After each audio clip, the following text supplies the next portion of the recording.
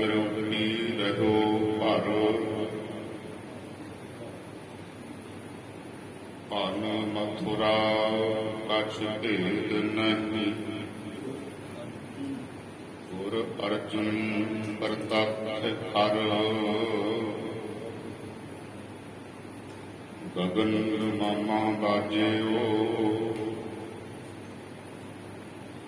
ਕਰਿਓ ਨੀਸਨ ਭਾਉ।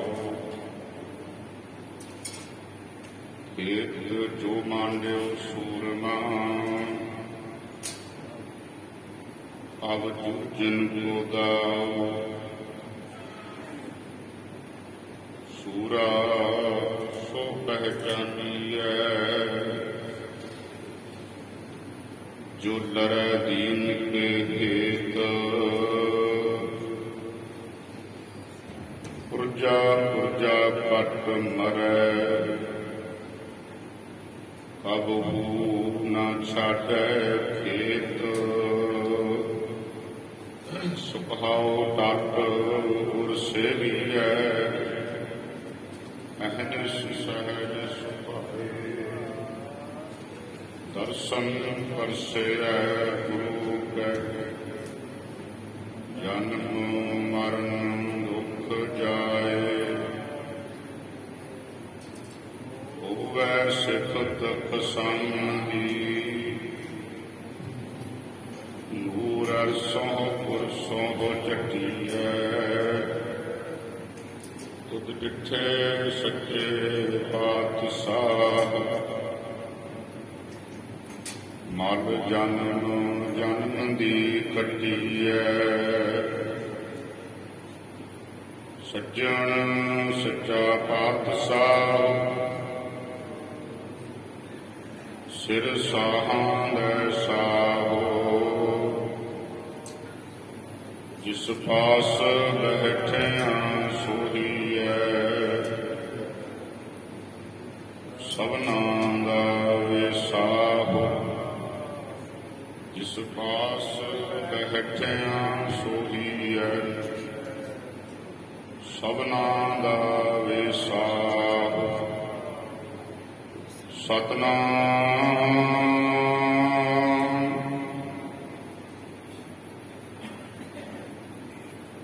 ਸ੍ਰੀ ਵਾਹਿਗੁਰੂ ਸਾਹਿਬ ਜੀ।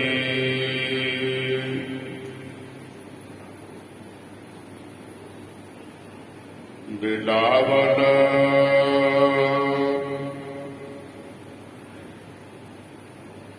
ਮਹੱਲਾ ਪੰਜਵਾ।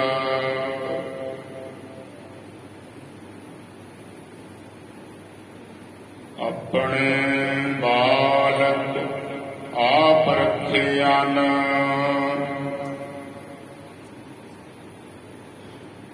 ਪਾਰ ਬ੍ਰਹਮ ਗੁਰਦੇਵ।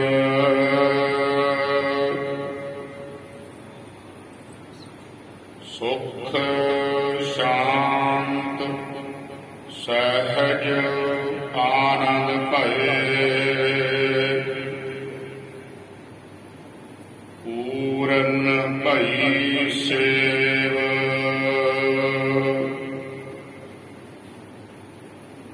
ਆਪਣੇ ਬਾਲਕ ਆਪ ਰੱਖਿਆਨ, ਪਾਰ ਬ੍ਰਹਮ ਗੁਰਦੇਵ। ਸੁਖ ਸ਼ਾਂਤ ਸਹਿਜ ਆਨੰਦ ਭਏ, ਪੂਰਨ ਭਈ ਸੇਵ। ਰਹਾਉ ਭਗਤ ਜਨਾਂ ਕੀ ਬੇਨਤੀ,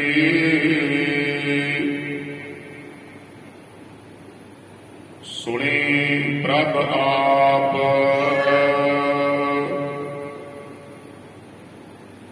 ਰੋਗ ਮਿਟਾਏ ਜੀਵਾਲਿਆਨ,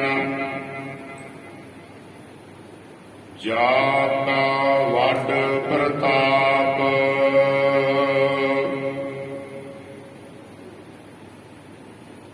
दुख हमारे बख्शियन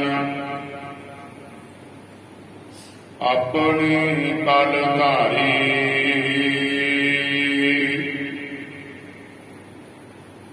मन वांछत फल दिते अन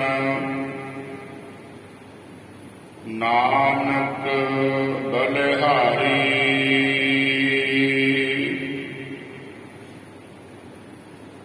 दुख हमारे बख्शियन अपनी कलधारी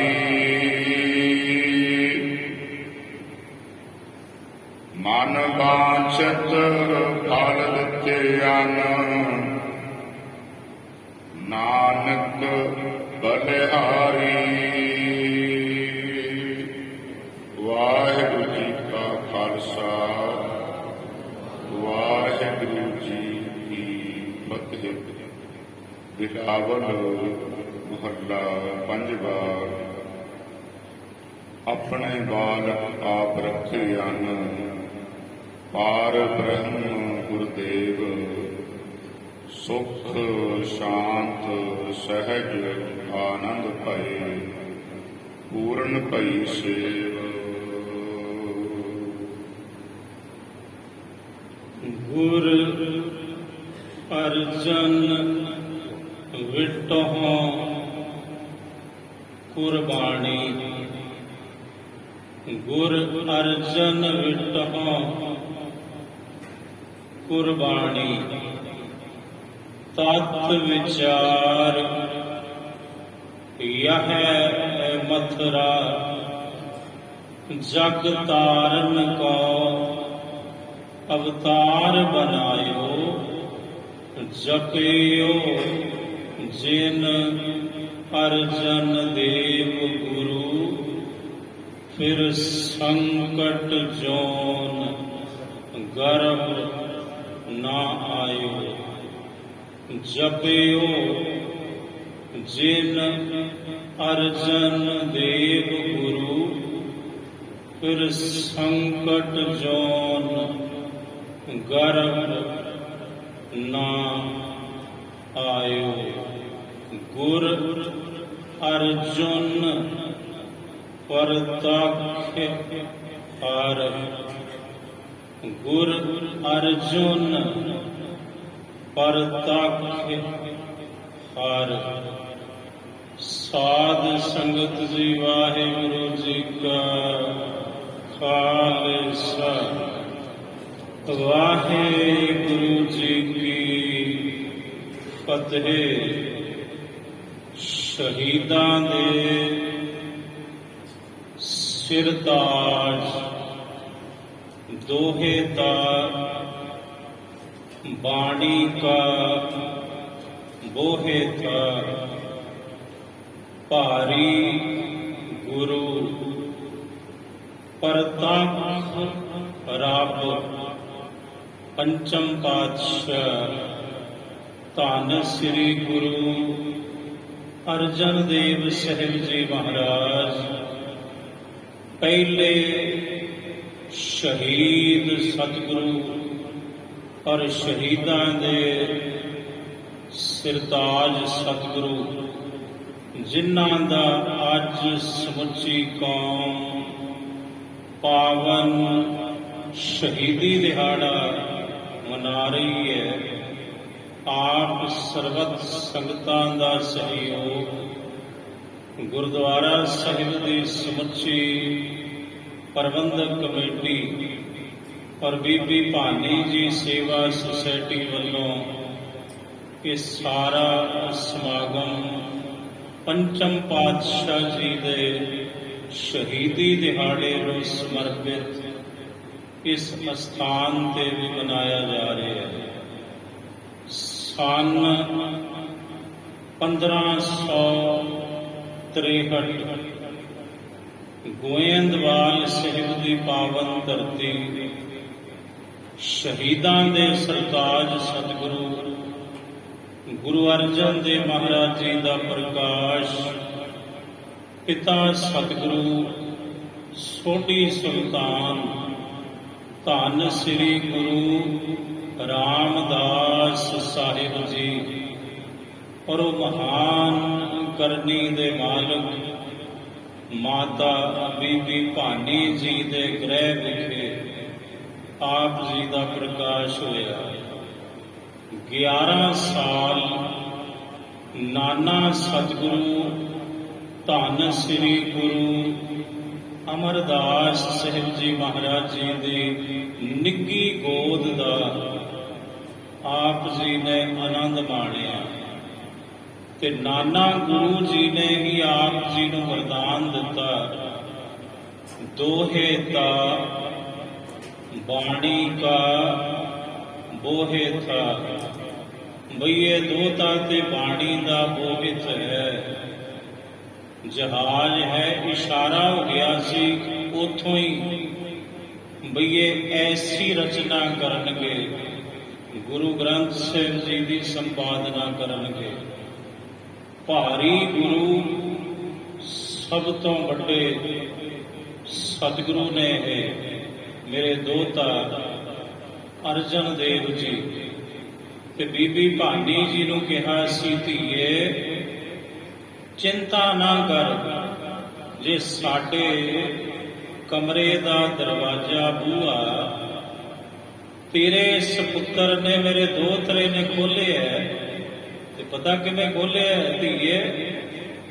ਸਿਰ ਲਾਇਆ, ਸਿਰ ਆਪਣਾ ਸੀਸ ਦਰਵਾਜ਼ੇ ਨੂੰ, ਕਿਉਂਕਿ ਨਿੱਕੇ ਨੇ, ਤੇ ਗੋਡਿਆਂ ਦੇ ਉੱਪਰ ਹੱਥ ਰੱਖੇ ਤੇ ਫਿਰ ਖੜੇ ਹੋਏ ਤੇ ਇੰਜ ਸਿਰ ਲਾ ਕੇ ਆਪਣਾ ਸੀਸ ਲਾ ਕੇ ਤੇ ਬੂਹਾ ਖੋਲਿਆ ਮੇਰਾ। ਧੀਏ ਕੁਝ ਸਮਝ ਆਈ? ਬੀਬੀ ਭਾਨੀ ਜੀ ਕਹਿੰਦੇ, ਨਾ ਪਿਤਾ ਸਤਿਗੁਰੂ, ਤੁਹਾਡੀਆਂ ਰਮਜ਼ਾਂ ਕੌਣ ਸਮਝ ਸਕਦਾ ਹੈ? ਸਾਹਿਬ ਕਹਿਣ ਲੱਗੇ, ਗੁਰੂ ਅਮਰਦਾਸ ਜੀ ਮਹਾਰਾਜ ਕਹਿਣ ਲੱਗੇ, ਬੱਚੀਏ ਸੁਣ, ਧਰਮ ਦੇ ਦਰਵਾਜ਼ੇ ਖੁੱਲੇ ਤਾਂ ਰਹਿ ਸਕਦੇ ਨੇ ਜੇ ਸੀਸ ਲਾਏ ਜਾਣ, ਕੁਰਬਾਨੀਆਂ ਕੀਤੀਆਂ ਜਾਣ। ਉਥੋਂ ਹੀ ਇਸ਼ਾਰਾ ਹੁੰਦਾ ਹੈ ਸਾਕਾ ਲਾਹੌਰ ਦਾ, ਉਥੋਂ ਹੀ ਰਮਜ਼ ਸਾਹਿਬ ਨੇ ਮਾਰ ਦਿੱਤੀ ਬਈ ਇਹ ਸ਼ਹਾਦਤ ਦਾ ਪਿਆਲਾ ਪੀਣਗੇ। ਤੇ ਸਾਹਿਬ ਸੱਚੇ ਪਾਤਸ਼ਾਹ ਜੀ ਗੁਰੂ ਅਮਰਦਾਸ ਸਾਹਿਬ ਜੀ ਸੱਚਖੰਡ ਗਮਨ ਕਰ ਗਏ, ਤਖਤ ਤੇ ਬੈਠੇ ਪਿਤਾ ਸਤਿਗੁਰੂ ਗੁਰੂ ਰਾਮਦਾਸ ਸਾਹਿਬ ਜੀ ਮਹਾਰਾਜ। ਫਿਰ ਸਾਹਿਬ ਜੀ ਆਪਣੇ ਪਰਿਵਾਰ ਦੇ ਸਹਿਤ ਅੰਮ੍ਰਿਤਸਰ ਸਾਹਿਬ ਦੀ ਪਾਵਨ ਧਰਤੀ ਤੇ ਪਹੁੰਚਦੇ ਨੇ। ਇੱਥੇ ਮਹਾਰਾਜ ਜੀ ਨੇ ਜੋ ਸੇਵਾ ਪਹਿਲਾਂ ਆਰੰਭ ਕੀਤੀ ਸੀ ਉਹ ਕਰਵਾਈ, ਸਮਾਂ ਪਾ ਕੇ ਗੁਰੂ ਰਾਮਦਾਸ ਸਾਹਿਬ ਜੀ ਸੱਚਖੰਡ ਗਮਨ ਕਰ ਜਾਂਦੇ ਨੇ। ਤਖਤ ਤੇ ਸੁਭਾਏਮਾਨ ਹੁੰਦੇ ਨੇ ਗੁਰੂ ਅਰਜਨ ਦੇਵ ਸਾਹਿਬ ਜੀ, ਤੇ ਜੋ ਪਿਤਾ ਸਤਿਗੁਰੂ ਨੇ ਸੇਵਾ ਆਰੰਭੀ ਸੀ, ਆਪ ਜੀ ਨੇ ਉਹ ਸੇਵਾ ਸਭ ਤੋਂ ਪਹਿਲਾਂ ਨੇਪਰੇ ਚਾੜੀ ਗੁਰਦੁਆਰਾ ਸੰਤੋਖਸਰ ਸਾਹਿਬ ਅੰਮ੍ਰਿਤਸਰ ਸਾਹਿਬ ਦੀ ਪਾਵਨ ਧਰਤੀ। ਫਿਰ ਆਪ ਜੀ ਨੇ ਹਰਿਮੰਦਰ ਸਾਹਿਬ ਦੀ ਰਚਨਾ ਕੀਤੀ, ਸਰੋਵਰ ਬਣਵਾਇਆ ਗੁਰੂ ਰਾਮਦਾਸ ਮਹਾਰਾਜ ਜੀ ਦੇ ਨਾਮ ਤੇ, ਪਰਿਕਰਮਾ ਬਣਾਈ ਆਪ ਜੀ ਨੇ। ਤੇ ਜਦੋਂ ਇਹ ਸਾਰੀ ਰਚਨਾ ਹੋ ਗਈ, ਫਿਰ ਸਾਹਿਬ ਸੱਚੇ ਪਾਤਸ਼ਾਹ ਜੀ ਨੇ ਸਨ 1601 ਤੋਂ ਉਹ ਮਹਾਨ ਕਾਰਜ ਆਰੰਭਿਆ, ਜਿਹਨੂੰ ਮੁਕੰਮਲ ਹੋਣ ਲੱਗਿਆ ਤਕਰੀਬਨ 3 ਵਰ੍ਹੇ ਲੱਗੇ। 1601 ਤੋਂ ਆਰੰਭ ਹੋਈ ਗੁਰੂ ਗ੍ਰੰਥ ਸਾਹਿਬ ਜੀ ਦੀ ਸੰਪਾਦਨਾ ਰਾਮਸਰ ਦੀ ਪਾਵਨ ਧਰਤੀ ਤੇ 1604 ਦੇ ਵਿੱਚ ਬੀੜ ਮੁਕੰਮਲ ਹੋਈ, ਸੰਪਾਦਨਾ ਮੁਕੰਮਲ ਹੋਈ। ਤੇ 1604 ਦੇ ਵਿੱਚ ਪੰਚਮ ਪਾਤਸ਼ਾਹ ਜੀ ਨੇ ਪਹਿਲੇ ਪ੍ਰਕਾਸ਼ ਧੰਨ ਗੁਰੂ ਗ੍ਰੰਥ ਸਾਹਿਬ ਮਹਾਰਾਜ ਜੀ ਦੇ ਪਾਵਨ ਸੱਚਖੰਡ ਸ੍ਰੀ ਦਰਬਾਰ ਸਾਹਿਬ ਸ੍ਰੀ ਹਰਿਮੰਦਰ ਸਾਹਿਬ ਜੀ ਦੇ ਵਿੱਚ ਕਰਵਾਏ।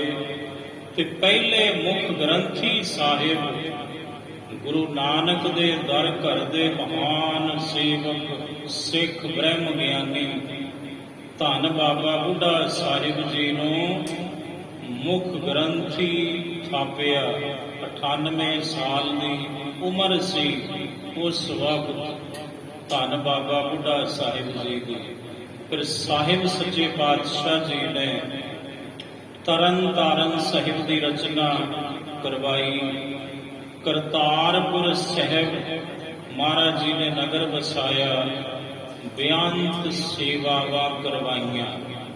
ਪਰ ਆਦਿ ਕਾਲ ਤੋਂ ਸੱਤ ਤੇ ਸੱਤਾਧਾਰੀਆਂ ਦਾ ਵੈਰ ਚੱਲਿਆ ਆ ਰਿਹਾ ਹੈ। ਕੂੜ ਤੇ ਸੱਚ ਦੀ ਲੜਾਈ ਜਦੋਂ ਦੀ ਪ੍ਰਮਾਤਮਾ ਨੇ ਸ੍ਰਿਸ਼ਟੀ ਸਾਜੀ ਉਦੋਂ ਦੀ ਇਸੇ ਤਰ੍ਹਾਂ ਜਾਰੀ ਹੈ ਕਿ ਪਰਮੇਸ਼ਰ ਦੀ ਖੇਡ ਐਸੀ ਹੈ, ਉਹਦਾ ਭਾਣਾ ਹੈ। ਸੋ ਮਹਾਰਾਜ ਸੱਚੇ ਪਾਤਸ਼ਾਹ ਜੀ ਦੇ ਪਰਿਵਾਰ ਦੇ ਵਿੱਚ ਵੱਡਾ ਭਰਾ ਬਾਬਾ ਪ੍ਰਿਥੀ ਚੰਦ ਕੂੜ ਦਾ ਪੁਜਾਰੀ ਹੈ। ਗੁਰੂ ਅਰਜਨ ਦੇਵ ਮਹਾਰਾਜ ਸੱਤ ਸਰੂਪ ਨੇ ਤੇ ਸੱਤ ਦੇ ਪੁਜਾਰੀ ਨੇ। ਕੂੜ ਦੇ ਪੁਜਾਰੀਆਂ ਨੂੰ ਸੱਤ ਨਹੀਂ ਜੇ ਪਾਉਂਦਾ ਹੁੰਦਾ ਕਿ ਆਦਿ ਕਾਲ ਤੋਂ ਐਸਾ ਹੁੰਦਾ ਆਇਆ। ਤੁਸਾਂ ਬਾਣੀ ਦੇ ਵਿੱਚ ਸਾਰਾ ਕੁਝ ਆਪਾਂ ਇਹ ਵੇਖ ਸਕਦੇ ਹਾਂ। ਮਹਾਰਾਜ ਜੀ ਦੀ ਬਾਣੀ ਕਹਿੰਦੀ ਹਰ ਜੁਗ ਜੁਗ ਭਗਤ ਉਪਾਇਆ, ਪੈਜ ਰੱਖਦਾ ਆਇਆ RAM ਰਾਜੇ। ਤੇ ਸਾਹਿਬ ਸੱਚੇ ਪਾਤਸ਼ਾਹ ਕਹਿੰਦੇ ਵੇਖੋ ਭਗਤ ਪ੍ਰਹਿਲਾਦ ਤੇ ਘਰ ਦੇ ਵਿੱਚ ਹੀ ਬਾਪ ਹਰਨਾਕਸ਼ ਹੈ। ਭਗਤ ਪ੍ਰਹਿਲਾਦ ਜੀ ਸਤਵਾਦੀ ਨੇ ਤੇ ਹਰਨਾਕਸ਼ ਕੂੜਵਾਦੀ ਹੈ। ਟੱਕਰ ਸ਼ੁਰੂ ਹੋ ਗਈ। ਟੱਕਰ ਹੋਈ ਸੱਤ ਤੇ ਅਸੱਤ ਦੀ, ਸੱਚ ਤੇ ਝੂਠ ਦੀ ਲੜਾਈ ਸ਼ੁਰੂ ਹੋਈ। ਜਿਹੜਾ ਕੂੜ ਹੈ ਇਹ ਚਮਕਦਾ ਬਹੁਤ ਹੈ ਕੁਝ ਸਮੇਂ ਦੇ ਲਈ, ਬੜਾ ਪਸਾਰਾ ਪਸਾਰਦਾ ਹੈ ਕੂੜ ਆਪਣਾ। ਪਰ ਮਹਾਰਾਜ ਜੀ ਦੀ ਬਾਣੀ ਕਹਿੰਦੀ ਕੂੜ ਨਿਖੁੱਟੇ ਨਾਨਕ ਓੜਕ ਸੱਚ ਰਹੀ। ਹੁਣ ਸੱਚ ਨਾ ਕੱਟਿਆ ਜਾ ਸਕਦਾ, ਸੱਚ ਨਾ ਸੜਦਾ ਹੈ, ਸੱਚ ਨੂੰ ਪਾਣੀ ਗਾਲ ਨਹੀਂ ਸਕਦਾ ਕਿਉਂਕਿ ਉਹ ਸੱਤ ਹੈ, ਉਹ ਨਾਸ਼ ਤੋਂ ਰਹਿਤ ਹੈ। ਪਰ ਕੂੜਵਾਦੀਆਂ ਨੇ, ਉਸ ਕੂੜੇ ਹਰਨਾਕਸ਼ ਨੇ ਸਤਵਾਦੀ ਭਗਤ ਪ੍ਰਹਿਲਾਦ ਜੀ ਨੂੰ ਪਹਾੜੀ ਤੋਂ ਗਿਰਾਇਆ। ਸੱਤ ਦੇ ਟੁਕੜੇ ਟੁਕੜੇ ਕਰਨੇ ਚਾਹੇ ਪਰ ਹੋ ਨਾ ਸਕੇ। ਫਿਰ ਭੂਆ ਹੋਲਕਾ ਅੱਗ ਵਿੱਚ ਲੈ ਕੇ ਸੱਤ ਨੂੰ ਜਦੋਂ ਬੈਠੀ ਤਾਂ ਕੂੜ ਸੜਿਆ ਤੇ ਸੱਤ ਨੂੰ ਆਂਚ ਤੱਕ ਨਹੀਂ ਲੱਗੀ, ਸਾਚ ਕੋ ਆਂਚ ਨਹੀਂ। ਤੇ ਫਿਰ ਪਾਣੀ ਦੇ ਵਿੱਚ ਡੁਬੋਣ ਦਾ ਯਤਨ ਕੀਤਾ, ਗਾਲਣ ਦਾ ਯਤਨ ਕੀਤਾ ਸੱਤ ਨੂੰ, ਪਰ ਸੱਤ ਗਲਦਾ ਨਹੀਂ ਕਿਉਂਕਿ ਸੱਤ ਦਾ ਅਰਥ ਹੀ ਹੈ ਜੋ ਅਵਿਨਾਸ਼ੀ ਹੈ, ਜਿਹਦਾ ਨਾਸ਼ ਨਹੀਂ ਹੁੰਦਾ। ਭਗਤ ਨਾਮਦੇਵ ਜੀ ਦਾ ਇਤਿਹਾਸ ਪੜ੍ਹ ਲਓ। ਪਾਂਡਿਆਂ ਨੇ ਧੱਕੇ ਮਾਰ ਕੇ ਮੰਦਿਰ ਚੋਂ ਕੱਢਿਆ। ਇੱਕ ਪਾਸੇ ਸੱਤ ਦੇ ਪੁਜਾਰੀ ਨੇ, ਦੂਸਰੇ ਪਾਸੇ ਕੂੜ ਦੇ ਪੁਜਾਰੀ ਨੇ, ਤੇ ਕੂੜ ਝੁਕਿਆ ਤੇ ਸੱਤ ਦੀ ਜਿੱਤ ਹੋਈ। ਭਗਤ ਕਬੀਰ ਜੀ ਦਾ ਇਤਿਹਾਸ ਪੜ੍ਹੋ। ਸੰਗਲਾਂ ਨਾਲ ਬੰਨ੍ਹ ਕੇ ਆਪ ਜੀ ਨੂੰ ਗੰਗਾ ਦੇ ਵਿੱਚ ਸੁੱਟਿਆ ਗਿਆ, ਪਰ ਗੰਗਾ ਕੀ ਲਹਿਰ ਮੇਰੀ ਟੁੱਟੀ ਜੰਜੀਰ ਸੱਚ ਫੇਰ ਉੱਭਰ ਕੇ ਆ ਗਿਆ। ਬਸ ਆਹੀ ਰੌਲਾ ਹੈ। ਸੱਤ ਤੇ ਕੂੜ ਦੀ ਲੜਾਈ, ਸੱਤ ਤੇ ਸੱਤਾ ਦੀ ਲੜਾਈ, ਕਿਉਂਕਿ ਸੱਤਾਧਾਰੀਆਂ ਨੂੰ ਕਦਾਚਿਤ ਸੱਤ ਬਰਦਾਸ਼ਤ ਨਹੀਂ ਹੁੰਦਾ ਤੇ ਸੱਤਾਧਾਰੀਆਂ ਨੂੰ ਕਦਾਚਿਤ ਵੀ ਸੱਤਵਾਦੀ ਬਰਦਾਸ਼ਤ ਨਹੀਂ ਹੋਏ ਅੱਜ ਤੱਕ। ਸੱਤਵਾਦੀਆਂ ਨੂੰ ਇਹਨਾਂ ਸੱਤਾਧਾਰੀਆਂ ਨੇ ਅੱਤਵਾਦੀ ਤੱਕ ਦਾ ਨਾਮ ਦੇ ਦਿੱਤਾ ਗਿਆ। ਕਿਉਂ? ਕਿਉਂਕਿ ਮੇਲ ਨਹੀਂ ਬੈਠਦਾ ਆਪਸ ਦੇ ਵਿੱਚ। ਸੋ ਸੱਚ ਸੱਚ ਹੈ। ਹੁਣ ਬਾਬਾ ਪ੍ਰਿਥੀ ਚੰਦ ਉਹ ਕੂੜ ਦਾ ਪੁਜਾਰੀ ਹੈ। ਉਹ ਚਾਹੁੰਦੇ ਨੇ ਵੀ ਕਿਵੇਂ ਨਾ ਕਿਵੇਂ ਤਖਤ ਮੈਂ ਹਾਸਲ ਕਰਾਂ, ਭਾਵੇਂ ਮੈਨੂੰ ਆਪਣੇ ਭਰਾ ਨੂੰ ਮੌਤ ਦੇ ਘਾਟ ਕਿਉਂ ਨਾ ਉਤਾਰਨਾ ਪਵੇ। ਤੇ ਫਿਰ ਜਿਹੜਾ ਕੂੜ ਹੈ, ਫਿਰ ਉਹ ਡਿੱਗਦਾ ਕਿਹਦੇ ਕਦਮਾਂ ਵਿੱਚ ਜਾ ਕੇ? ਸੱਤਾਧਾਰੀਆਂ ਦੇ। ਉਹ ਸੱਤਾਧਾਰੀ ਜਿਹੜਾ ਜਹਾਂਗੀਰ ਹੈ, ਫਿਰ ਉਹਦਾ ਜਿਹੜਾ ਸੀ ਸੁਲਹੀ ਖਾਂ, ਉਹਦੇ ਨਾਲ ਗੰਢ ਤੁਕ ਹੋਈ ਬਾਬਾ ਪ੍ਰਿਥੀ ਚੰਦ ਦੀ।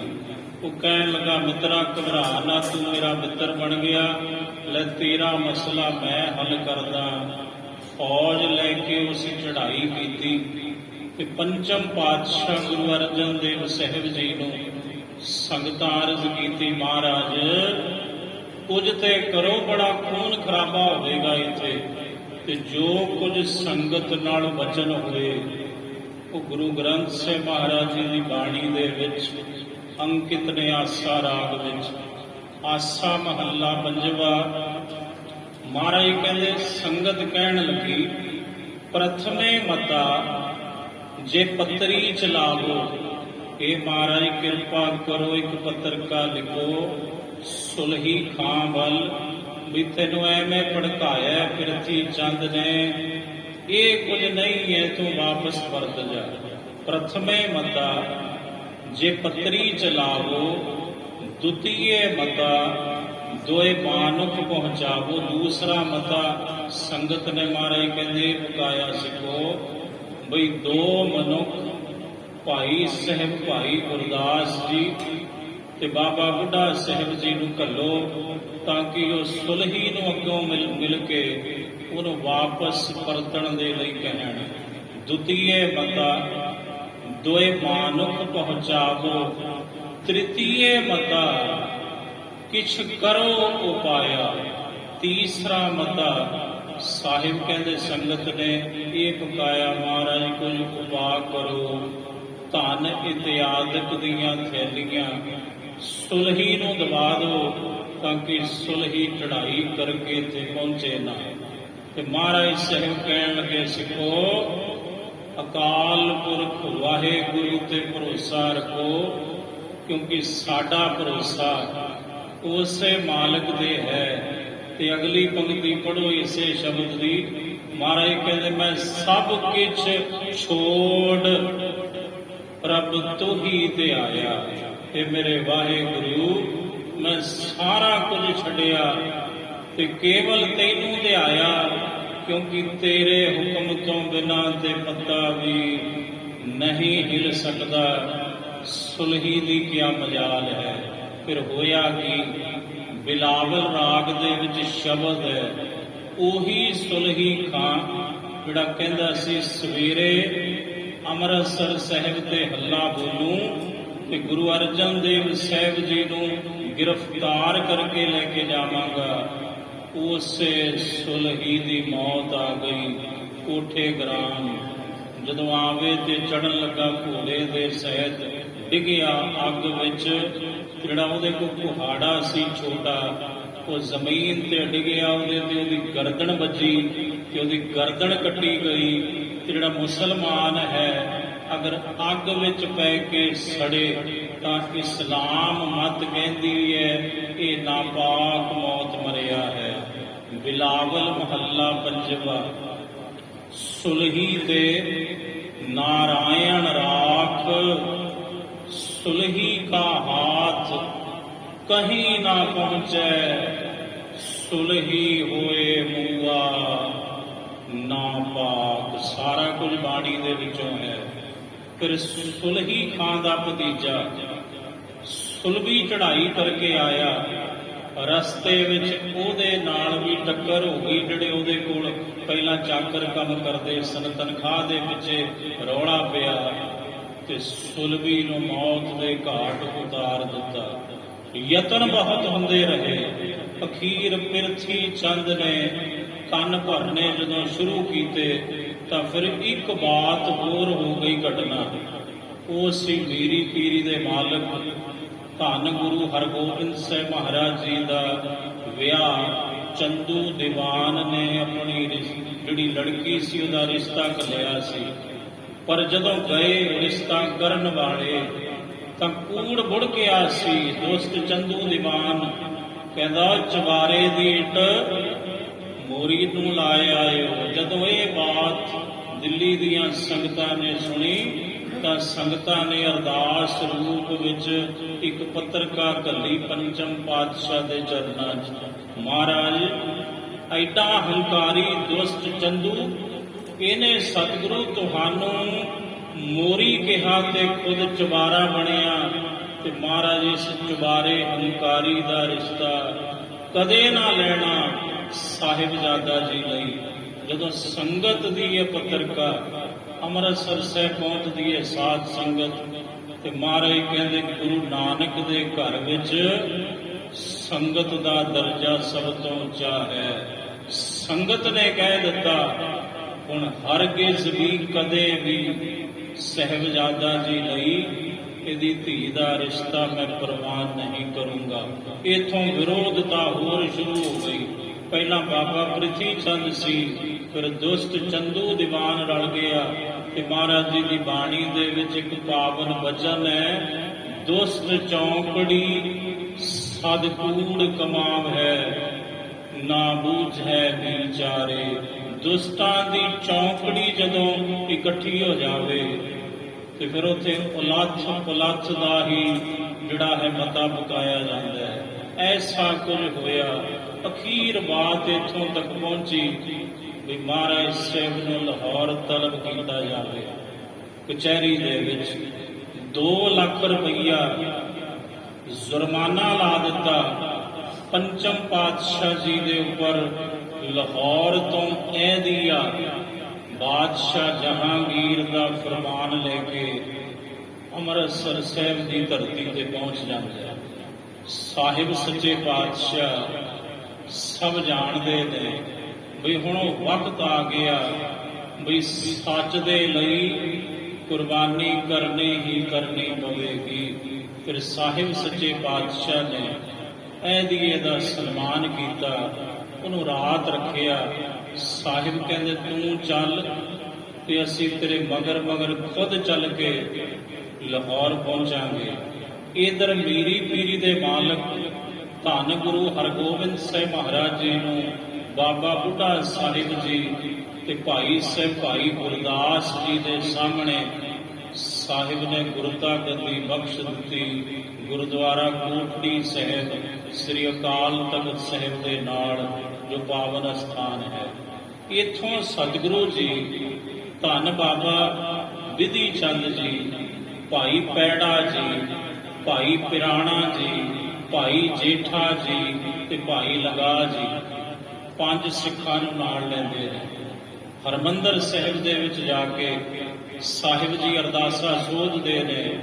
ਇੱਥੋਂ ਬੇਅੰਤ ਸੰਗਤਾਂ ਸਾਹਿਬ ਜੀ ਨੂੰ ਛੱਡਣ ਦੇ ਲਈ ਮਹਾਰਾਜ ਜੀ ਦੇ ਨਾਲ ਨਾਲ ਜਾਂਦੀਆਂ ਨੇ। ਵਿੱਚੇ ਮੀਰੀ ਪੀਰੀ ਦੇ ਮਾਲਕ ਧੰਨ ਗੁਰੂ ਹਰਗੋਬਿੰਦ ਸਾਹਿਬ ਜੀ ਵੀ ਨੇ। ਤੇ ਸਾਹਿਬ ਜੀ ਨੇ ਕੁਝ ਦੂਰੀ ਤੇ ਜਾ ਕੇ ਸਾਰਿਆਂ ਨੂੰ ਹੁਕਮ ਕੀਤਾ, ਭਾਈ ਇਹ ਸਾਡੀ ਖੇਡ ਹੈ, ਇਹ ਮਾਲਕ ਦਾ ਭਾਣਾ ਹੈ, ਜਿਵੇਂ ਉਹਦੀ ਰਜ਼ਾ ਹੋਵੇਗੀ ਤਿਵੇਂ ਹੋਵੇਗਾ। ਜਿਉਂ-ਜਿਉਂ ਤੇਰਾ ਹੁਕਮ ਤਿਵੇਂ ਤਿਉਂ ਹੋਵਣਾ। ਸੰਗਤਾਂ ਨੂੰ ਵਾਪਸ ਮਹਾਰਾਜ ਜੀ ਨੇ ਮੋੜਿਆ। ਇੱਥੋਂ ਸਾਹਿਬ ਸੱਚੇ ਪਾਤਸ਼ਾਹ ਚੱਲਦੇ ਚੱਲਦੇ ਲਾਹੌਰ ਦੀ ਧਰਤੀ ਤੇ ਪਹੁੰਚ ਜਾਂਦੇ ਨੇ। ਤੇ ਭਾਈ ਸੱਧੂ ਹੋਇਆ ਹੈ ਮਹਾਰਾਜ ਜੀ ਦਾ ਪ੍ਰੇਮੀ ਸਿੱਖ ਸ਼ਰਧਾਲੂ। ਉਹ ਵਰਿਆਂ ਤੋਂ ਉਡੀਕਦਾ ਸੀ ਕਿ ਪੰਚਮ ਪਾਤਸ਼ਾਹ ਗੁਰੂ ਅਰਜਨ ਦੇਵ ਸਾਹਿਬ ਜੀ ਕਦੇ ਮੇਰੇ ਘਰ ਦੇ ਵਿੱਚ ਵੀ ਚਰਨ ਪਾਓ, ਮੈਂ ਤੁਹਾਨੂੰ ਪ੍ਰਸ਼ਾਦਾ ਛਕਾਉਣਾ ਹੈ। ਸਾਹਿਬ ਅੰਤਰਜਾਮੀ ਪਾਤਸ਼ਾਹ ਸ਼ਹੀਦਾਂ ਦੇ ਸਰਤਾਜ ਮਹਾਰਾਜ ਜੀ ਉਹਦੇ ਘਰ ਦੇ ਵਿੱਚ ਜਾ ਕੇ ਰੁਕਦੇ ਨੇ। ਉੱਥੇ ਬੇਅੰਤ ਲਾਹੌਰ ਦੀਆਂ ਸੰਗਤਾਂ ਪਹੁੰਚ ਜਾਂਦੀਆਂ ਨੇ। ਦੁਸ਼ਟ ਦੀਵਾਨ ਚੰਦੂ ਨੂੰ ਪਤਾ ਚੱਲਦਾ ਹੈ ਕਿ ਮਹਾਰਾਜ ਇੱਥੇ ਪਹੁੰਚ ਗਏ, ਪਰ ਅਜੇ ਤੱਕ ਕਚਹਿਰੀ ਦੇ ਵਿੱਚ ਪੇਸ਼ ਤੱਕ ਨਹੀਂ ਹੋਏ। ਉਹਨੇ ਫੇਰ ਜਹਾਂਗੀਰ ਦੇ ਕੰਨ ਭਰੇ। ਅਖੀਰ ਸਾਹਿਬ ਸੱਚੇ ਪਾਤਸ਼ਾਹ ਬਾਦਸ਼ਾਹ ਦੀ ਕਚਹਿਰੀ ਵਿੱਚ ਜਾਂਦੇ ਨੇ। ਵਿਚਾਰਾਂ ਹੁੰਦੀਆਂ ਨੇ ਉਹ ਕਹਿਣ ਲੱਗਾ ਤੁਸਾਂ ਜਿਹੜੀ ਬਾਣੀ ਰਚੀ ਹੈ, ਗੁਰੂ ਗ੍ਰੰਥ ਸਾਹਿਬ ਦੀ ਬੀੜ ਸੰਪਾਦਨਾ ਜੋ ਤੁਸਾਂ ਕੀਤੀ ਹੈ, ਇਹਦੇ ਵਿੱਚ ਤੁਸਾਂ ਇਸਲਾਮ ਦੀ ਤੇ ਪੈਗੰਬਰ ਹਜ਼ਰਤ ਮੁਹੰਮਦ ਸਾਹਿਬ ਦੀ ਤੌਹੀਨ ਕੀਤੀ ਹੈ। ਮਹਾਰਾਜ ਕਹਿੰਦੇ ਬਾਦਸ਼ਾਹ ਕੌਣ ਕਹਿੰਦਾ ਤੈਨੂੰ? ਇਹ ਤੇ ਗੁਰੂ ਨਾਨਕ ਦਾ ਘਰ ਹੈ, ਇਥੋਂ ਤੇ ਸਰਬ ਸਾਂਝੀਵਾਲਤਾ ਦਾ ਹੋਕਾ ਦਿੱਤਾ ਜਾਂਦਾ ਹੈ। ਕੋਈ ਬੋਲੇ ਰਾਮ ਰਾਮ, ਕੋਈ ਖੁਦਾਏ, ਕੋਈ ਸੇਵੈ ਗੁਸਾਈਆਂ, ਕੋਈ ਅੱਲਾਹ ਹੈ। ਇਥੋਂ ਤੇ ਹੋਕਾ ਦਿੱਤਾ ਜਾਂਦਾ ਹੈ ਅਵਲ ਅੱਲਾਹ ਹੈ, ਨੂਰ ਉਪਾਇਆ ਕੁਦਰਤ ਦੇ ਸਭ ਬੰਦੇ, ਏਕ ਨੂਰ ਤੇ ਸਭ ਜਗ ਉਪਜਿਆ ਕੌਣ ਭਲੇ ਕੋ ਮੰਦੇ। ਇਹ ਤੇ ਸਭ ਦਾ ਸਾਂਝਾ ਘਰ ਹੈ, ਇੱਥੇ ਕਿਸੇ ਦੀ ਵਿਰੋਧਤਾ ਨਹੀਂ। ਹਾਂ, ਗੱਲ ਸੱਚ ਦੀ ਹੁੰਦੀ ਹੈ ਤੇ ਸੱਚ ਕਹਿਣ ਤੋਂ ਅਸੀਂ ਕਦੇ ਨਾ ਗੁਰੇਜ਼ ਕੀਤਾ ਤੇ ਨਾ ਕਰਾਂਗੇ। ਤੇ ਫਿਰ ਜਿਹੜਾ ਬਾਦਸ਼ਾਹ ਸੀ, ਦੋਸਤ ਦੀਵਾਨ ਚੰਦੂ ਦੀ ਡਿਊਟੀ ਲਾਈ ਕਿ ਜਿਵੇਂ ਕਿਵੇਂ ਮਰਜ਼ੀ ਕਰੋ। ਸਾਹਿਬ ਸੱਚੇ ਪਾਤਸ਼ਾਹ ਨੂੰ, ਪੰਜਾਂ ਸਿੱਖਾਂ ਨੂੰ ਦੋਸਤ ਦੀਵਾਨ ਚੰਦੂ ਆਪਣੀ ਹਵੇਲੀ ਵਿੱਚ ਲੈ ਗਿਆ। 5 ਦਿਨ ਤਸੀਹੇ ਦਿੱਤੇ ਗਏ ਔਰ ਯਾਸਾ ਦੇ ਅਧੀਨ ਉਹ ਟੌਰਚਰ ਸੀ। ਯਾਸਾ ਜਿਹੜਾ ਕਾਨੂੰਨ ਬਣਾਇਆ ਸੀ ਮੁਗਲਿਆ ਹਕੂਮਤ ਦੇ ਸਮੇਂ, 16 ਪ੍ਰਕਾਰ ਦੇ ਉਹਦੇ ਵਿੱਚ ਤਸ਼ੱਦਦ ਹੁੰਦੇ ਸਨ। ਉਹਨਾਂ ਤਸ਼ੱਦਦਾਂ ਦੇ ਵਿੱਚੋਂ ਇੱਕ ਤਸ਼ੱਦਦ ਸੀ ਤੱਤੀ ਤਵੀ ਤੇ ਬਿਠਾ ਦਿੱਤਾ ਜਾਵੇ, ਤੱਤਾ ਰੇਤਾ ਸੀਸ ਵਿੱਚ ਪਾ ਦਿੱਤਾ ਜਾਵੇ ਤੇ ਤੱਤੇ ਪਾਣੀ ਦੇ ਵਿੱਚ ਆਲੂ ਵਾਂਗ ਉਬਾਲ ਦਿੱਤਾ ਜਾਵੇ। ਇਹ ਯਾਸਾ ਦੇ ਅਧੀਨ ਜੋ ਟੌਰਚਰ ਸੀ, ਉਹ ਪੰਚਮ ਪਾਤਸ਼ਾਹ, ਸ਼ਹੀਦਾਂ ਦੇ ਸਰਤਾਜ, ਸ਼ਾਂਤੀ ਦੇ ਪੁੰਜ, ਧੰਨ ਗੁਰੂ ਅਰਜਨ ਦੇਵ ਸਾਹਿਬ ਮਹਾਰਾਜ ਜੀ ਦੇ ਉੱਪਰ ਜ਼ੁਲਮ ਢਾਇਆ ਗਿਆ। ਪੰਜੇ ਸਿੱਖ ਆਪਣੀਆਂ ਅੱਖਾਂ ਨਾਲ ਡਿਊਟੀ ਦੇ ਵਿੱਚ ਰੱਸੀਆਂ ਨਾਲ ਉਹਨਾਂ ਨੂੰ ਬੰਨ੍ਹ ਦਿੱਤਾ ਗਿਆ ਤੇ ਪੰਜਾਂ ਸਿੱਖਾਂ ਦੇ ਉੱਪਰ ਵੀ ਤਸ਼ੱਦਦ ਢਾਇਆ ਇਸ ਦੋਸਤ ਪਾਪੀ ਚੰਦੂ ਨੇ। ਪੰਜਾਂ ਸਿੰਘਾਂ ਨੂੰ ਵੀ ਡੰਡਿਆਂ ਦੇ ਨਾਲ ਮਾਰ ਮਾਰੀ ਗਈ। ਜਦੋਂ 5 ਸਿੰਘ ਬੋਲਦੇ ਸਨੋ ਦੁਸ਼ਟਾ, ਕਿ ਤੂੰ ਕੀ ਕਰਦਾ? ਜੇ ਤੂੰ ਜਾਨ ਹੀ ਲੈਣੀ ਹੈ ਤੇ ਸਾਡੀ ਲੈ, ਉਹ ਸਾਡਾ ਗੁਰੂ ਤੇ ਨਿਰਵੈਰ ਹੈ, ਇਹਦਾ ਤੇ ਕਿਸੇ ਨਾਲ ਕੋਈ ਵੈਰ ਨਹੀਂ। ਪਰ ਹੋਇਆ ਕਿ ਪੰਜੇ ਸਿੱਖ ਮਹਾਰਾਜ ਜੀ ਦੇ ਨਾਲ ਤੇ ਸਾਹਿਬ ਦੇ ਮੁਬਾਰਕ ਚਰਨਾਂ ਤੇ ਫਲੂਏ ਹੋ ਗਏ, ਪੂਰੇ ਸਰੀਰ ਦੇ ਉੱਪਰ ਛਾਲੇ ਪੈ ਗਏ। ਫਿਰ ਸਾਹਿਬ ਸੱਚੇ ਪਾਤਸ਼ਾਹ ਆ ਜਿਹੜਾ ਅੱਜ ਦਿਨ ਸਮੁੱਚੀ ਕੌਮ ਮਨਾ ਰਹੀ ਹੈ, 1606 ਸਨ 1606, ਅੱਜ ਤੋਂ 415 ਸਾਲ ਪਹਿਲਾਂ ਇਹ ਸਾਕਾ ਲਾਹੌਰ ਵਰਤਿਆ। ਰਾਵੀ ਦੇ ਕਿਨਾਰੇ ਪੰਚਮ ਪਾਤਸ਼ਾਹ ਜੀ ਨੂੰ ਲਿਜਾਇਆ ਗਿਆ ਤੇ ਮਹਾਰਾਜ ਸੱਚੇ ਪਾਤਸ਼ਾਹ ਨੇ ਸ਼ਹੀਦ ਹੋਣ ਤੋਂ ਪਹਿਲਾਂ ਪੰਜਾਂ ਸਿੱਖਾਂ ਦੇ ਪਾਸੋਂ ਇੱਕ ਇੱਕ ਕਰਕੇ 5 ਪਾਠ ਸ੍ਰੀ ਜਪਜੀ ਸਾਹਿਬ ਦੇ ਸਰਵਣ ਕੀਤੇ। ਫਿਰ ਸਾਹਿਬ ਸੱਚੇ ਪਾਤਸ਼ਾਹ ਚੌਂਕੜਾ ਮਾਰ ਕੇ ਬਹਿ ਗਏ ਤੇ ਮਹਾਰਾਜ ਸੱਚੇ ਪਾਤਸ਼ਾਹ ਨੇ ਖੁਦ ਆਪਣੇ ਮੁਖਾਰ ਬਿੰਦ ਤੋਂ, ਆਪਣੀ ਰਸਨਾ ਤੋਂ ਜਪਜੀ ਸਾਹਿਬ ਦੀ ਬਾਣੀ ਪੜ੍ਹੀ ਤੇ ਜਦੋਂ ਬਾਣੀ ਦੀ ਸੰਪੰਨਤਾ ਹੋਈ, ਫਿਰ ਸੂਰਜ ਕਿਰਨ ਮਿਲੇ, ਜਲ ਕਾ ਜਲ ਹੁਆ ਰਾਮ, ਜੋਤੀ ਜੋਤ ਰਲੀ, ਸੰਪੂਰਨ ਥੀਆ ਰਾਮ। ਇਤਿਹਾਸ ਗਵਾਹ ਹੈ ਸਾਧ ਸੰਗਤ, ਜਿਸ ਦਿਨ ਪੰਚਮ ਪਾਤਸ਼ਾਹ ਦੀ ਸ਼ਹਾਦਤ ਹੁੰਦੀ ਹੈ ਤੇ ਲਾਹੌਰ ਦੀਆਂ ਸੰਗਤਾਂ ਨੂੰ ਪਤਾ ਚੱਲਦਾ ਹੈ, ਉਸ ਦਿਨ ਪੂਰੇ ਲਾਹੌਰ ਵਿੱਚ ਕਿਸੇ ਸਿੱਖ ਦੇ ਘਰੇ ਚੁੱਲ੍ਹਾ ਨਹੀਂ ਸੀ ਬਣਿਆ। ਇਤਿਹਾਸ ਤਵਾਰੀਖ ਹੈ ਤੇ ਮਹਾਰਾਜ ਸਾਹਿਬ ਸੱਚੇ ਪਾਤਸ਼ਾਹ ਜੀ ਦਾ ਉਸ ਪਾਵਨ ਅਸਥਾਨ ਗੁਰਦੁਆਰਾ ਡੇਰਾ ਸਾਹਿਬ ਹੈ। ਉੱਥੇ ਮਹਾਰਾਜ ਜੀ ਦੀ ਜੋ ਅੰਤਮ ਕਿਰਿਆ ਸੀ ਉਹ ਪੰਜਾਂ ਸਿੱਖਾਂ ਨੇ, ਲਾਹੌਰ ਦੀਆਂ ਸੰਗਤਾਂ ਨੇ ਕੀਤੀ ਤੇ ਪੰਜੇ ਸਿੱਖ ਬੜੇ ਮਾਯੂਸ ਹੋ ਕੇ ਅੰਮ੍ਰਿਤਸਰ ਸਾਹਿਬ ਨੂੰ ਚਾਲਾ ਪਾ ਦਿੰਦੇ। ਜਦੋਂ ਅੰਮ੍ਰਿਤਸਰ ਸਾਹਿਬ ਪੰਜੇ ਸਿੱਖ ਪਹੁੰਚਦੇ ਨੇ ਮੀਰੀ ਪੀਰੀ ਦੇ ਮਾਲਕ ਸਤਿਗੁਰੂ ਦੇ ਚਰਨਾਂ ਵਿੱਚ, ਤੇ ਜਦੋਂ ਪੰਜਾਂ ਸਿੱਖਾਂ ਦੇ ਚਿਹਰਿਆਂ ਵੱਲ ਦਲ ਭੰਜਨ ਗੁਰ ਸੂਰਮਾ ਬੜ ਯੋਧਾ ਬਹੁ ਪਰਉਪਕਾਰੀ ਗੁਰੂ ਹਰਗੋਬਿੰਦ ਸਾਹਿਬ ਮਹਾਰਾਜ ਨੇ ਤੱਕਿਆ ਤਾਂ ਪੰਜਾਂ ਸਿੱਖਾਂ ਨੇ ਸਾਕਾ ਲਾਹੌਰ ਸੁਣਾਇਆ। ਗੁਰੂ ਹਰਗੋਬਿੰਦ ਸਾਹਿਬ ਮਹਾਰਾਜ ਜੀ ਸਾਹਿਬ ਕਹਿੰਦੇ, ਸਿੱਖੋ ਸ਼ਾਂਤੀ ਦੇ ਪੁੰਜ ਪਿਤਾ ਸਤਿਗੁਰੂ ਗੁਰੂ ਨਾਨਕ ਸਾਹਿਬ ਤੋਂ ਲੈ ਕੇ ਪਿਤਾ ਸਤਿਗੁਰੂ ਤੱਕ ਪੰਜ ਜਾਮੇ ਮਹਾਰਾਜ ਕਹਿੰਦੇ ਕਿਸੇ ਹਥਿਆਰ ਨਹੀਂ ਚੁੱਕੇ। ਹੁਣ ਜ਼ੁਲਮ ਦੀ ਇੰਤਹਾ ਹੋ ਚੁੱਕੀ ਹੈ ਤੇ ਜਦੋਂ ਜ਼ੁਲਮ ਦੀ ਇੰਤਹਾ ਹੋ ਜਾਵੇ ਤਾਂ ਹੱਥਾਂ ਵਿੱਚ ਹਥਿਆਰ ਆਉਂਦੇ ਨੇ। ਹੁਣ ਜ਼ਰੂਰਤ ਹੈ ਸਾਹਿਬ ਕਹਿੰਦੇ ਸ਼ਸਤਰ ਧਾਰੀ ਹੋਣ ਦੀ।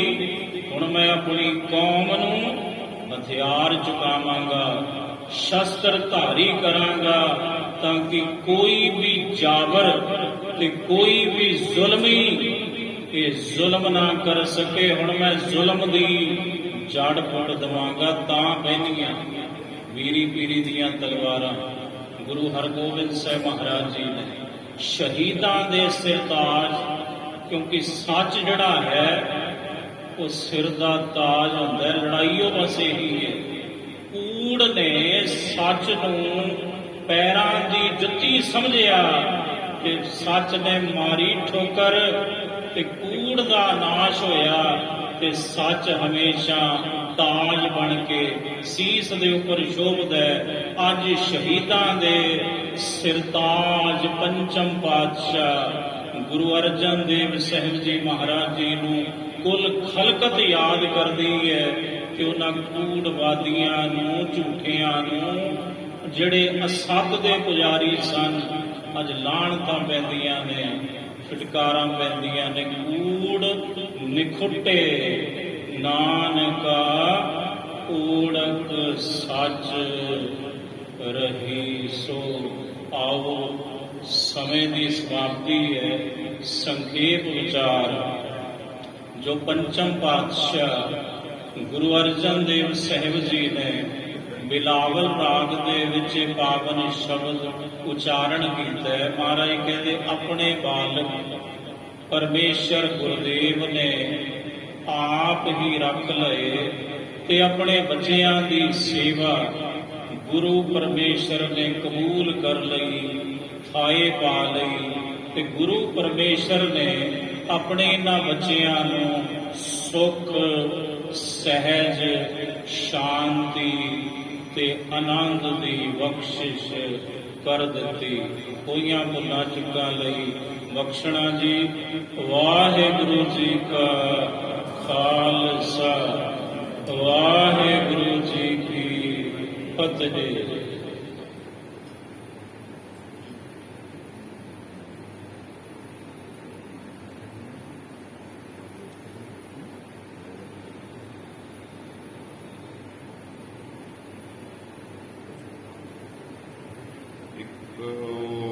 ਓੰਕਾਰ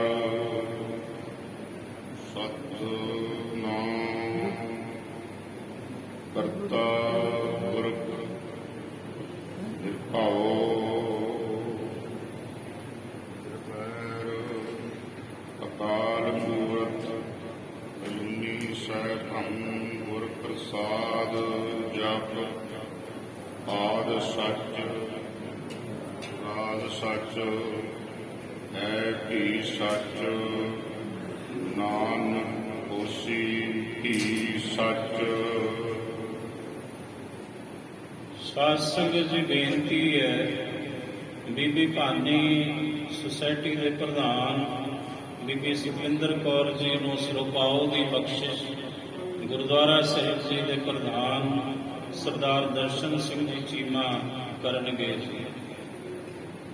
ਬੀਬੀ ਜੀ ਨੂੰ ਬੇਨਤੀ ਹੈ ਕਿ ਆਪਣਾ ਸਰੋਪਾਓ ਪ੍ਰਧਾਨ ਜੀ ਤੋਂ ਲੈਣ ਦੀ ਕਿਰਪਾਲਤਾ ਕਰੋ ਜੀ।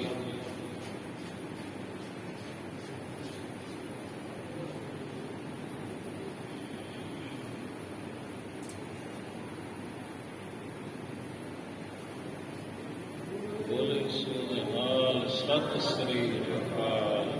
ਦੂਸਰੀ ਬੇਨਤੀ ਹੈ ਸੰਗਤ ਨੂੰ ਕਿ ਕੱਲ ਨੂੰ ਹਾੜ ਦੇ ਮਹੀਨੇ ਦੀ ਸੰਗਰਾਂਦ ਹੈ ਜੀ। ਬਾਕੀ ਬੇਨਤੀਆਂ ਬਾਬਾ ਜੀ ਕਰਨਗੇ ਜੀ।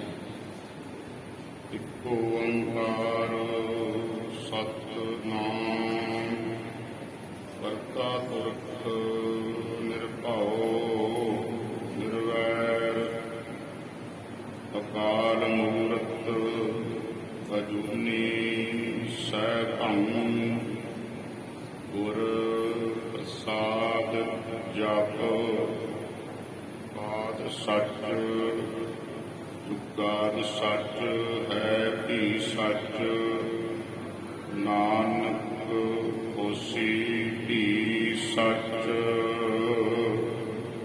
ਸਤਿਨਾਮ ਵਾਹਿਗੁਰੂ ਸਤਿਨਾਮ ਵਾਹਿਗੁਰੂ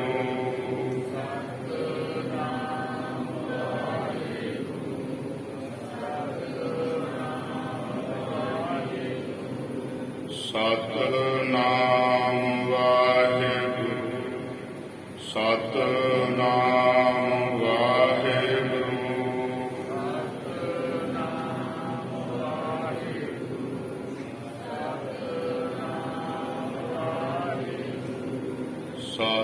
ਸਤਿਨਾਮ ਵਾਹਿਗੁਰੂ ਸਤਿਨਾਮ ਵਾਹਿਗੁਰੂ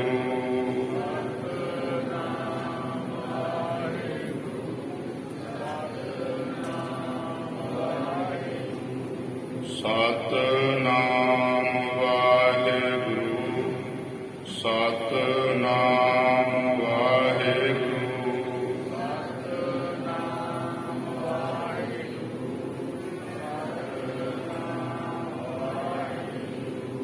ਵਾਹਿਗੁਰੂ ਨਾਮ ਜਹਾਜ਼ ਹੈ ਚੜ੍ਹੇ ਸੁਤਰੇ ਜੋ ਸਰਦਾ ਕਰ ਸੇਵੰਗੇ ਗੁਰ ਪਾਰ ਉਤਾਰਨ ਜੋ ਸਰਦਾ ਕਰ ਸੇਵੰਗੇ ਗੁਰ ਪਾਰ ਉਤਾਰਨ। ਵਾਹਿਗੁਰੂ ਜੀ ਕਾ ਖਾਲਸਾ ਵਾਹਿਗੁਰੂ ਜੀ ਕੀ ਫਤਿਹ। ਸਮੂਹ ਸੰਗਤਾਂ ਨੂੰ ਬੇਨਤੀ ਕਿ ਬੀਬੀ ਭਾਨੀ ਸੇ ਸੁਖਮਨੀ ਸੇਵਾ ਸੁਸਾਇਟੀ ਵੱਲੋਂ ਸਾਡੇ ਲੰਗਰ ਤਿਆਰ ਕਰਵਾਏ ਹੋਏ ਜੀ। ਸਾਰੀ ਸੰਗਤਾਂ ਜ਼ਿਆਦਾ ਲੰਗਰ ਛਕ ਕੇ ਜਾਣਾ ਜੀ। ਵਾਹਿਗੁਰੂ ਜੀ ਕਾ ਖਾਲਸਾ ਵਾਹਿਗੁਰੂ ਜੀ ਕੀ ਫਤਿਹ।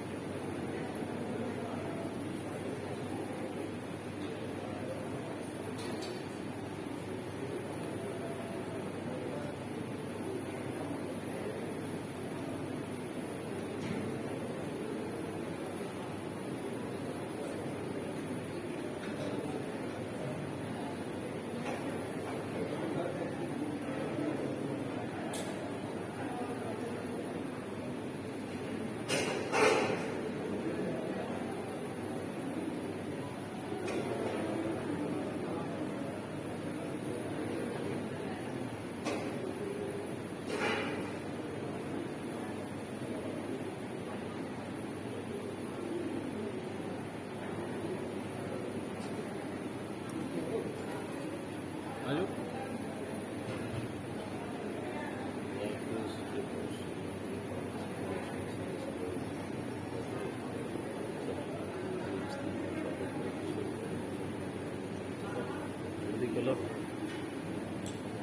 ਵਾਹਿਗੁਰੂ ਜੀ ਕਾ ਖਾਲਸਾ ਵਾਹਿਗੁਰੂ ਜੀ ਕੀ ਫਤਿਹ। ਬੋਲੇ ਸੋ ਨਿਹਾਲ, ਸਤਿ ਸ੍ਰੀ ਅਕਾਲ।